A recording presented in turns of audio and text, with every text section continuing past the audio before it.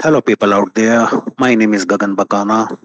Let's today discuss about a topic: what are stereo versus surround versus Dolby Atmos sounds? What is the difference?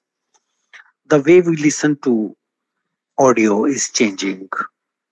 It's becoming bigger, bolder, and more immersive than ever before. While the Dolby Atmos logo can now be found practically everywhere on your TV, in your local cinema, even on your phone. Have you ever wondered what makes it special? How is it different from surround sound? And how does it work in comparison to the familiar stereo format? In the blog post, we will answer all of those questions and more, exploring the history of audio playback and all of the exciting things Dolby Atmos is bringing to the table. All about stereo. Taking a quick look into the history of surround reproduction, we can see four main steps leading up to creation of Dolby Atmos. We began in mono, in single channel recorded with a single microphone. Around the 1930s, stereo audio began to appear.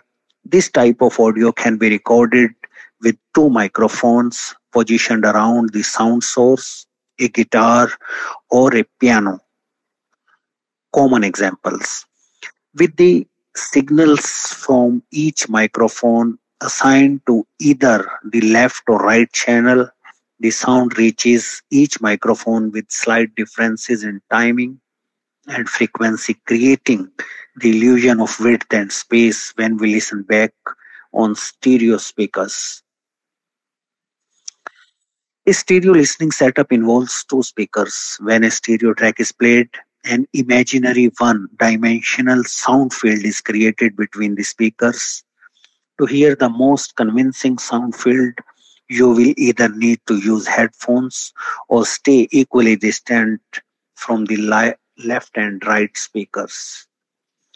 We can move the position of a sound in between the left and right channel by decreasing either side's signal level. This is called panning. A louder signal on the left side will move the sound towards the left and vice versa. We can also use mixing tools like EQ, dynamic control, and reverb to give the illusion that sounds are closer or further away. Still, they remain trapped in the one-dimensional sound field between the speakers. Adding other dimensions. The next step after stereo was to add another dimension to our listening setup. A conventional surround sound format is described as either 5.1 or 7.1, meaning 5 or 7 speakers surrounding you at ear level, plus an added subwoofer or the point 1. This creates a two-dimensional sound field where we can move sound front to back as well, left to right. 5.1 is the most common surround sound speaker layout and is usually what you will find in home cinema. It consists of center, left, and right speakers in front of the listener, plus surround left and right speaker slightly behind the listener. With this layout, we can pan sounds not just between a left and right speaker, but between any combination of 5. A 7.1 system uses 4 surround speakers, allowing us to split up the rear and the side sound effect. In this layout, the side speakers are positioned at about 90 degrees of the listener, while the rear speakers sit behind. These two layouts can be scaled up for commercial use.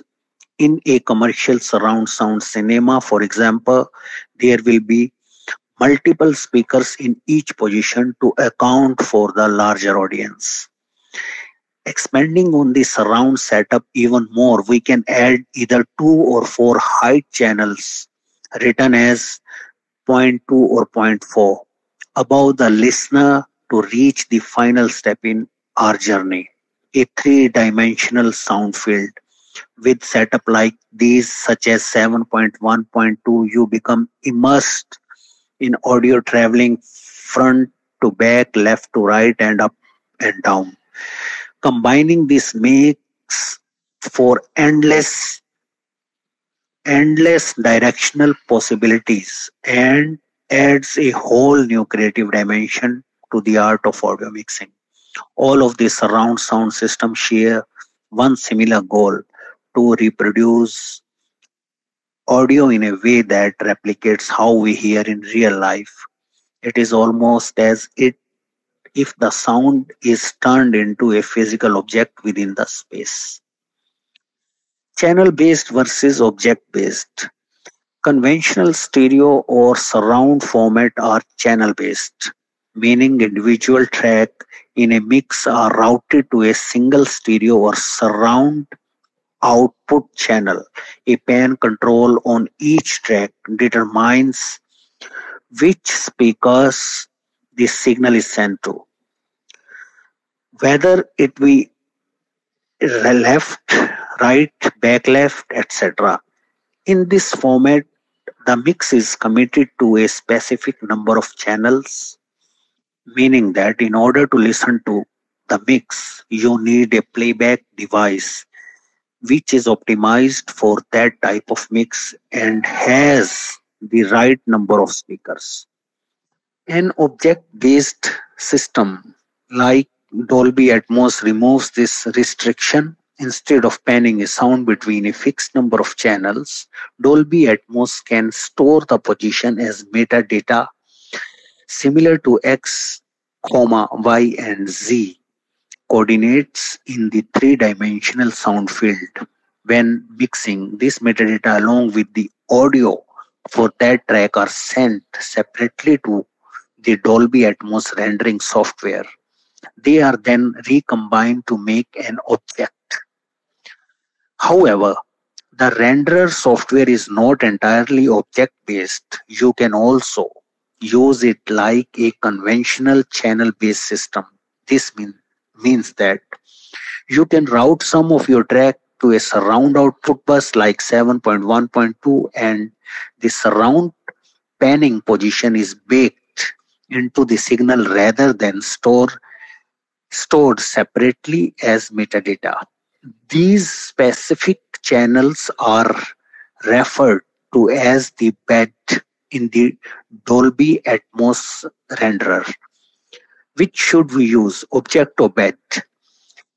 It is easier to use a bed for signals that would not move around the 3D space or those recorded in stereo or surround with two or more microphones. Only tracks that are routed as a bed can be sent to the LFE channel.